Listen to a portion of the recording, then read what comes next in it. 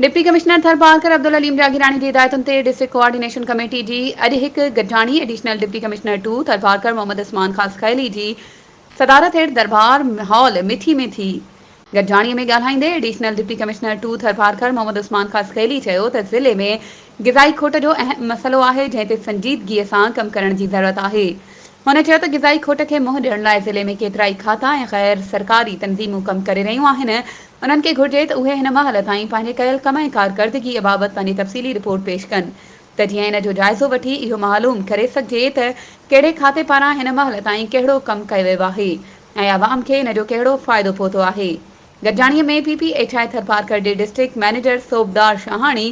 Assistant director social welfare and child protection officer Tharparkar Kailash Khan अलावा समूरनि सरकारी खातनि जे अमलदारनि समेत गैर सरकारी तंज़ीमुनि जे नुमाइंदनि शिरकत कई ऐं पंहिंजी कारकर्दगीअ बाबति तफ़सीली ब्रीफिंग पेश कई।